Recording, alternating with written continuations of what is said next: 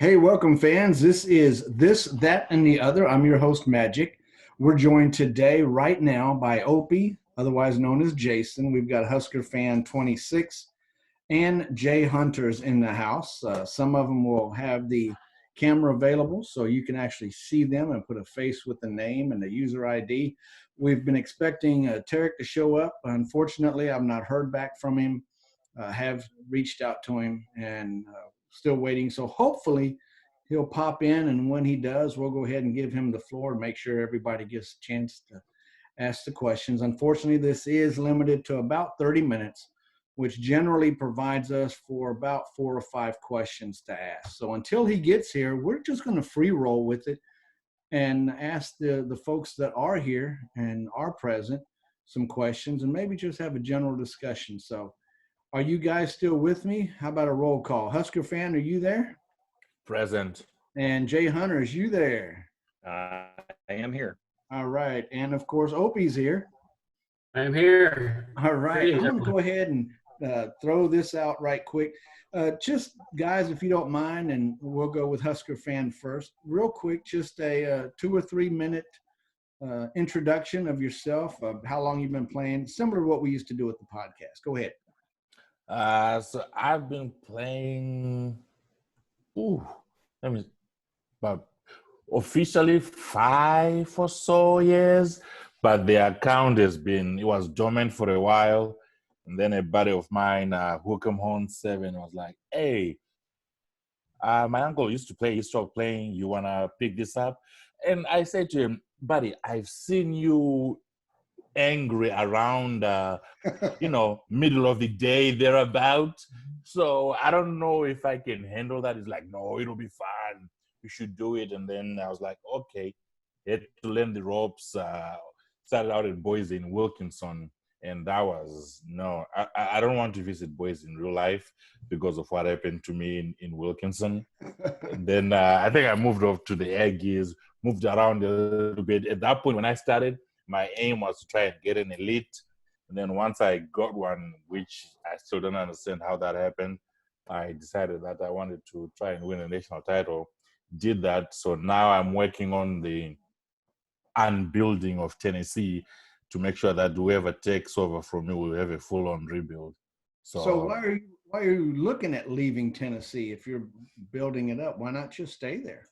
Oh, no, I'm unbuilding it. I'm trying to make sure I get as many walk-ons as possible for the next guy who follows after me. Oh, man. All right. Jay Hunters, your turn, brother. Talk to us. I've been playing since, I believe, about this time in 2008. I've got 3 different IDs I use. Started out with the Zerfo account and was playing Leahy with that one, and then tried to get my son interested in it, and that's where the Jay Hunters came from, as that's his first initial and his middle name, and then the first initial of our last name. So I just went with that, and he's not a big sports person, didn't care for it at all, so I just took that ID over. And then my other ID is Herculoids, and that was actually a co-coach ID with me and another guy he was like one of my rivals back in the day, and we got to talking and bouncing ideas off of each other and stuff. And so I was like, hey, why don't we try and coach a team together? So he came up with that ID, and then we coached for a number of years under that, and then he disappeared, and so I just I left it alone for a while. As a matter of fact, I had to text him to get the ID and the password and all that stuff to even be able to use again, because that's whenever all Wilkinson started hitting, and I already had one at 1AA, and I didn't want to mess that up because that's where I like to play, is 1AA. So I brought in that other Herculoids ID and then just kind of worked my way up with it. So awesome. Now you own that A&M, don't you? What's that? That's how you picked up the A&M team in D3. Well, I went down to D2. I think it's D2, isn't it? Oh, D2. I'm sorry. Yeah, You're right. I was like going, what did I pick 3? Yeah, I wasn't going. I was just going to actually get rid of I wasn't going to take anything. And I thought, you know, with all the D2 stuff going down there or whatever, I thought, man, I haven't played D2 in forever. So I thought, well, I had, you know, seasons left on the ID. So I thought, well, what the heck, I'll pick up a team in D2 and just kind of ride that out, see if I like it or not. And, National championship team, right? well, they were there. So, you know. I think they won it, didn't they? Yeah, the team I took over won it. I can't remember. I think Soupy Joe was there, and then he moved up to 1AA or something. Yep. So. Yep. They just beat St. Joe's to win. The school that no longer exists. Maybe it'll come back. There's some talk that St. Joe's will be a school again in next year. Well, that's a good segue. Opie, go ahead and tell us about yourself. Are you from the alumni of St. Joe, or do you live? I'm not. I'm not. I was just curious. No, my background with Wisp Sports has been in Hardball Dynasty. I have been playing Hardball Dynasty off and on for 14 years, and they had, you know, the option to take on a team for free in GridIron Dynasty a few months ago. So I gave that a shot, and it's been a lot of fun. I really like the community aspect of the game, and there's still a lot of interest in trying to keep that going and keep the community together. Hardball Dynasty is a great game, but it doesn't really foster community in the same way. I think there's a good amount of camaraderie, et cetera, for sure. And I've been a commission of Two Worlds there for quite a while, two of the more competitive ones. But I think that's what's pretty cool about this is because you're not, you know, you can carry a team on year to year, move up through the divisions and develop rivalries, and it moves a little bit quicker because it's, you know, every 5 weeks you're turning over. So there are a lot of benefits, I think, to the game in that regard. Well, I'm hoping that we have Tarek shows up tonight because I want to get his point of view on how he thinks as a community we can help to encourage and find alternatives if necessary to try to see if we can get the game developed, continue to see more development going on in the game, because there's lots of opportunity to do that. And we've seen with the virus and other promos that WIS has been doing that there is certainly interest. And I think there are a lot of things that could be done that wouldn't be that challenging to do that would continue to increase that interest. So I'm hoping that he might have some thoughts on that. Yeah, I'd love to hear that perspective from him. But again, he's been removed from it for so long. I do know that Sebel, who was very hands-on when we were doing the recent, I say recent, it's been probably almost a year by now, the upgrade, especially with the recruiting aspect. You know, I gave him some suggestions and kind of laid out some thoughts on identifying the recruits as far as potential goes and breaking out into those categories and having the green lettering and all that stuff. So he was receptive and made all that happen. He was one of the guys that worked with Tarek early on. So oh, really? Been associated with the WIS platform all these many years. So is he still there? Is Sebel still there? Yes, he is. But unfortunately, because of the reduction in manpower, and of course, you know, this industry is money driven. The more money something's making, the more manpower they're going to throw at it. And unfortunately, you know, this isn't the multi-million-dollar dynasty that it used to be. And the population has dropped off throughout the world, from what I understand, not just in GridIron Dynasty, but across the entire platform. And getting those people back, getting that money churning back, hopefully the current owners, Sports Hub, will see that it's worth putting some time back into by assigning somebody to dedicate themselves strictly to the what if aspect of this, their empire, if you will. And Sybil would be the guy to do that. He's familiar with it. He used to be quite active on the message boards. So hopefully, you know, he can help us and get some of those things and ideas rolling. I know at one point, one of the last things that he and I had talked about was being able to download in some way, shape, or form the entire recruit list. Instead of having to go search for, you know, quarterbacks in your vision at the lower levels, you just hit a button and it dumps the entire recruit list that is in your vision, whether it's a, you know, a Excel program or a CSV file, whatever the case may be. so that you're not having to go through and scroll. And I know quite a few of us have gotten shortcuts and website scrapers and all that stuff to pull some of that. But for the overall population, especially those people who aren't software savvy or familiar with interacting with websites through Excel or whatever, that would be something that I think would make the game easier to manage and make it more enjoyable, thus increase player retention, which in turn, generates more revenue, and more revenue generates more interest in the game. So we'll see, but that would be something that Tarek could definitely answer for us, and hopefully he'll be able to do that if he pops in tonight. Yeah, I mean, I would think he has a pretty good view as to what makes a software company successful, how they go about making determinations as to what the iteration is going to be to do substantial facelifts. I think when Wiss was in charge, it was, every couple, maybe 2 to 3 years or so. It kind of depended on the game, Yes. et cetera. But, I think that, of course, at some point, someone makes a decision: am I going to just play the string out and just get as much out of I can out of this, or am I going to continue to do those kinds of cycles? And somebody somewhere makes a determination. If I do a refresh every 2 years, how long is it going to take me to pay that off? But I think most people, when they see, I mean, the game is all of these games are more sophisticated than at first blush, I think, and that's partially because.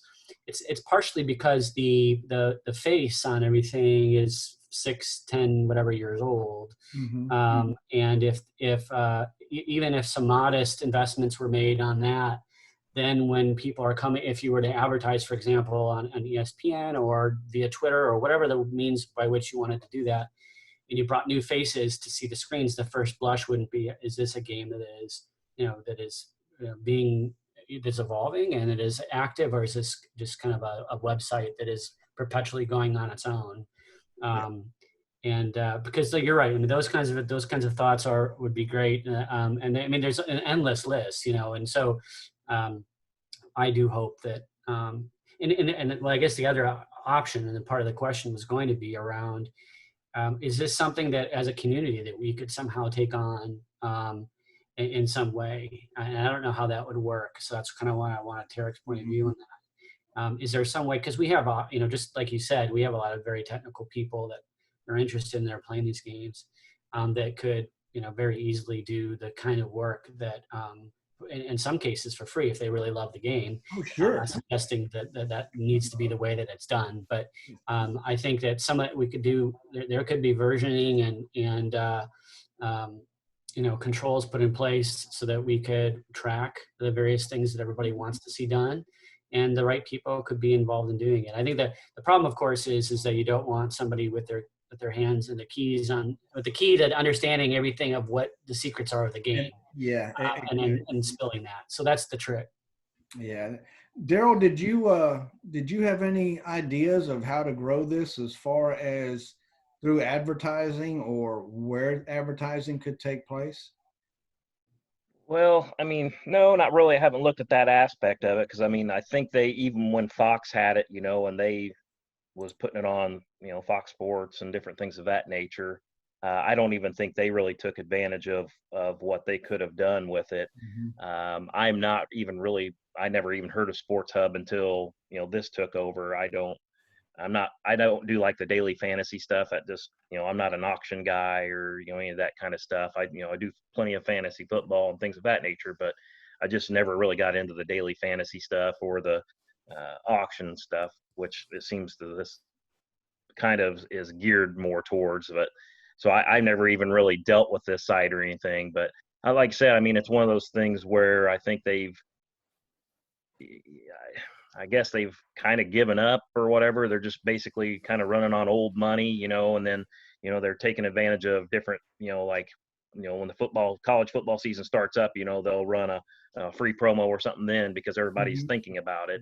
But that's about the extent of what seems to happen for, any kind of advertising. So I just don't think they're really even looking in that direction as far as trying to bring in more. Like I said, I was kind of curious too. That was going to be one of my questions is, was Sebel or Joe Connie or any of those, that was still working on the game, was they under Tarek, or was that brought in by Fox, or, did they basically replace Tarek whenever, he took off after, his deal with Fox ended. So I just wondered how much these guys are into it, and like I said, they're going to go and they're going to put the manpower where the money is. So depending, even within the game, is Hardball Dynasty bringing in more, money than GridIron? So, Hardball gets more, which game are they looking at that makes the money, and that's where they're going to put the effort into.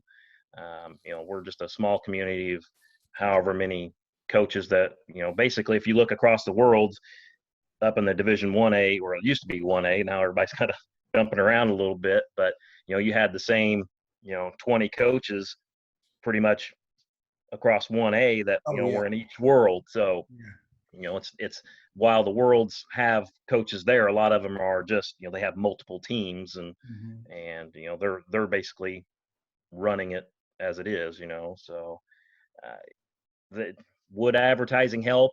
Possibly. Like I said, I'd really like to see them kind of work on the game to where it would bring us that have been playing the game and listen to some of our suggestions and bring it more to what we're wanting to do, and make some of the changes that we're asking for, or implement, or and make us happy so that we can go out there. Because if people, like I said, the new guys coming in, with Opie, and if they ask questions, or they see they start out Division 3 and they're like, oh, you can't even do this with you can't even really run your team, it's a sit it and forget it kind of situation, and they get it's a one and done and they're off, instead of going in the forums and asking like Opie has, and trying to figure out what's going on.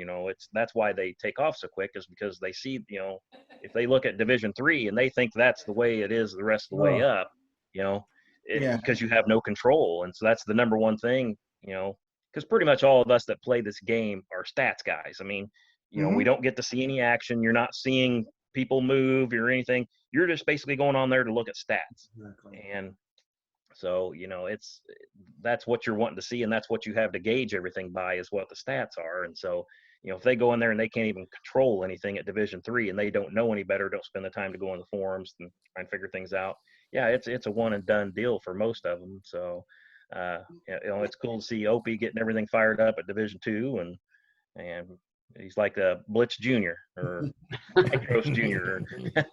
He's one of my mentors, in fact. Envisioned a commercial or a teaser where, because we have to remember, not everybody, like you said, plays this game for the same reason. There are some who like developing players. There are some who simply like slaughtering their opponents, and there are some who like the recruiting aspect. And that's where we've seen in the past teams managed with 3 or 4 humans, with an offensive coordinator, a defensive coordinator, a recruiting guy, a guy that does nothing but set game plans, and they've managed one team. And that's primarily because not everybody is great at every aspect of it. But for the general public that isn't familiar with the in-depth nuts and bolts of this program, that's what we need to present to the general public. Something akin to having a player who's the advertisement could be this year's national Heisman Trophy winner. He's got these ratings, he's got these stats. How did he get here? And then show him as a freshman. Was he redshirted or not? How much playing time did he get? These are the aspects of the game that you control at the upper levels beyond Division 3.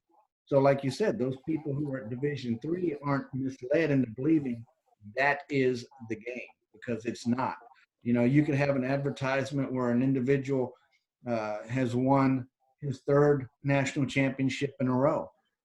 Can you compete with this guy? Do you have what it takes to repeat his success? Can you work your way up through the ranks and battle your way through those monster divisions that are now developing at the D2 and the D1 AA to even get to D1A, so that you can see if you match up with these guys? Some of that, poking the bear type stuff and playing with people's minds and their egos. Are you good enough, to join? Do you have what it takes to beat these guys? That, I think, would highlight the fact that the game is multifaceted rather than just Division III, set it and forget it. And, same could be said for baseball and in the NHL and the sim leagues. There's so many different aspects of each of those that people can capitalize on when they're making promotions for this particular platform, What If Sports, to generate more funds, hence more return on investment, because they're getting paid more. So, and Husker fan, do you play other platform, other games other than just the Gridiron Dynasty? Are you into basketball or hockey or anything? I did baseball for a while, 2 seasons. Mhm. First season, I was swimming in the deep end. I couldn't pedal. I couldn't do nothing. I was just there, and it's long. Every day you have to set your depth chart and all the rest of it. Oh, But yeah. second season, first season, I think I finished like 4th in my division. And then second season, I needed to win the final game of the season to make it into the playoffs. And guess what I decided to do? I decided to lose, which is not new to me because, that's what I do even in GD. Jay Hunters, he has been taking me to the cleaners. He took me to the cleaners twice. First time when he was at Arizona State with my Tennessee, I was like, come on, I'm an elite. I can take Arizona State on. Yeah, no. Yeah, it's eye-opening. That one surprised me. I was not expecting that one. No, first time around, I was like, okay, it was close because I think it was like a field goal. Second time around, I was like, okay, I'm going to take my time. I'm going to look at everything. I'm going to really try and game plan. And I think it ended up being a blowout. Then I was like, well, I do not know anything.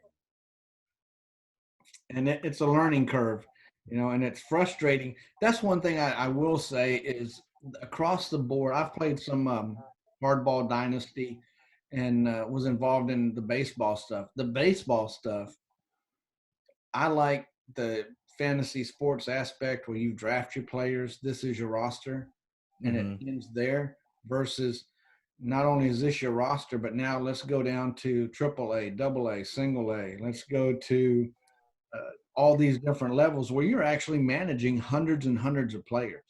Yeah, that was a bit much. Yeah. For this concept and this platform, for me, that was way too involved. And quite frankly, when the most recent engine of Gridiron Dynasty rolled out, I say most recent, but the development when we could actually identify within position assignments, such as your fullback, running back 1, your running back 2. And I'm thinking, oh my gosh, how is this going to work? Because I don't have enough time to delve into all of this, and it's going to be extremely complicated. But it's not. Once you deal with it, you're good to go. But baseball, forget it. Way too complicated for me to manage all those aspects, and it kind of took the fun out of it. And the reason I play the game is for fun. So. Well, it's definitely a data exercise, but it's it's like any of these other games. After you've done it for a while, you get used to it, and then you'd find that it doesn't require as much maintenance as you would think. So, but it like we were saying with even this game, with Gridiron Dynasty, you have to kind of get past that initial hump, right? Of either the intimidation or the lack of perception around enjoyment, and just get through that first bit, and then all of a sudden you start to see all the various aspects and why it's fun for a lot of people. Yeah. GD is probably because you can recruit, you see the potential and everything. You bring your guys in. Some people like balancing classes. I know Blitz, when it was Blitz and BK and Jason Freeman at Texas, they'll have alternating big classes. So when Jason would have a big class, Blitz will have a small class, stay out of each other's way. He knows, okay, he's looking for these kind of guys. He's looking for these kind of guys. So let's just go our separate ways. Nobody gets hurt. Then the next time around, it flips, which is a good way of doing things, which is not my way of doing things. For those who have encountered me on my recruiting trail, it's I'm trying to take everybody, and then at the end of recruiting, I have nobody. That was like we're on the same page. Well, guys, we're going to need to roll this up and wrap it up here shortly. Unfortunately, Tarek didn't make it. So, to those people seeing this from the YouTube channel, my apologies. I'm going to reach out and see if we can't get him on again here very soon. We do have some people lined up. I'm looking at the calendar. I believe War Eagle and Ray. Is it Ray? Yeah, Ray Oricio is planning to be on the next segment, which would be episode 3.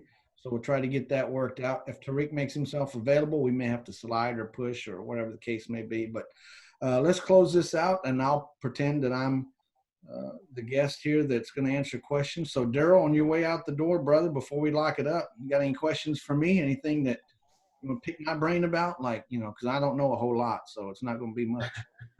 Well, I had talked to Eric about what I've been looking at or trying to dabble with, and I'm not a technology guy. I mess with something until I figure it out, or I give up, one or the other.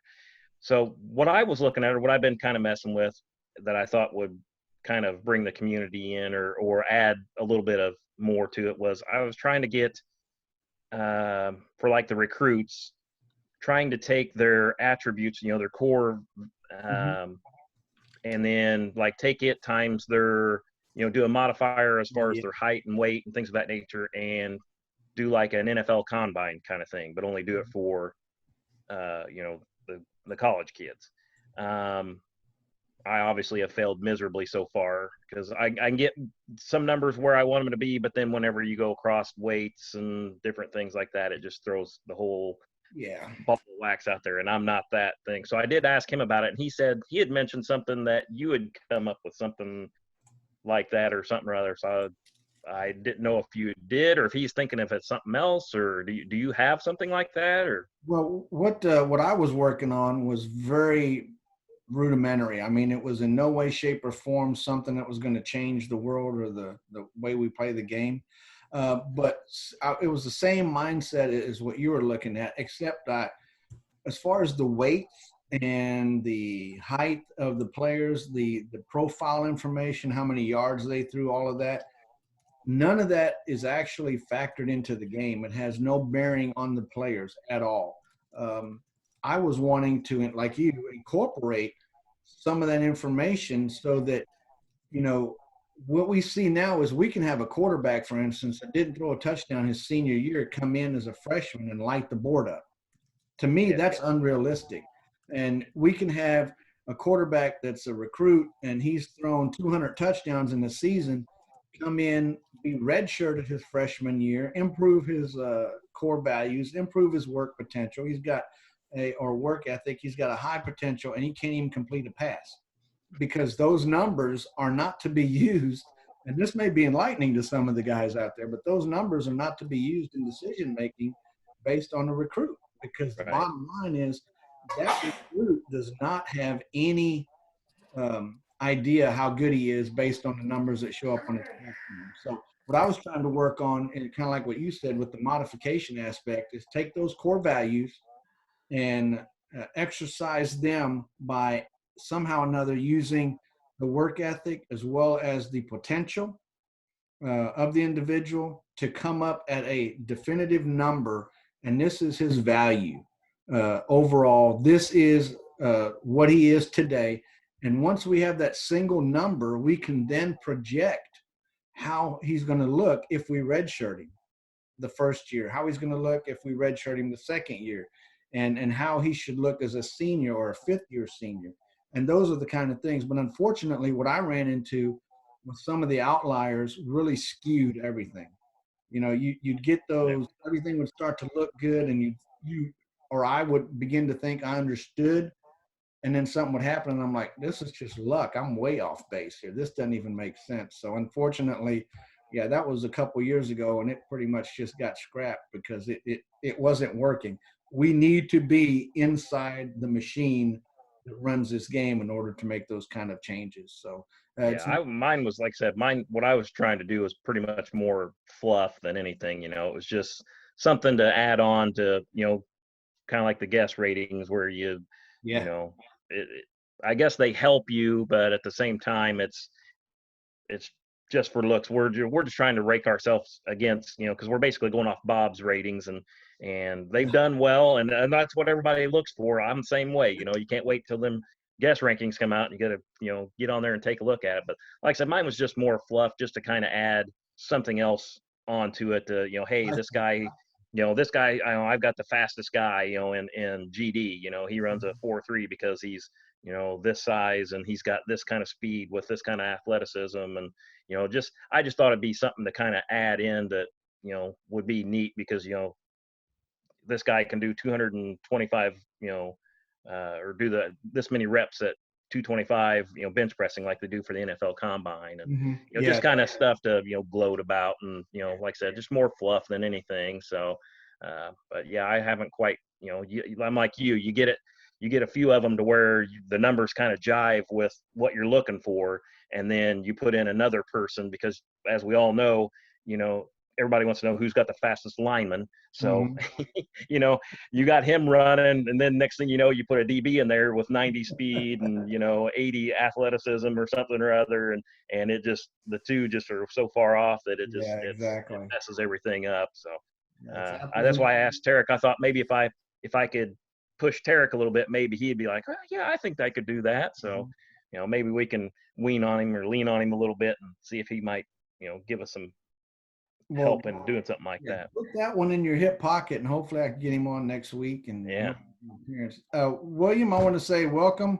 We're about to wrap the show up, but did want to say, hey, how you doing? And welcome to the show. Tarek is not here, unfortunately. He was unable to make it tonight. So, bummer. Okay, I just for whatever reason, I just saw the message a few minutes ago that it was on, and I gave it a shot.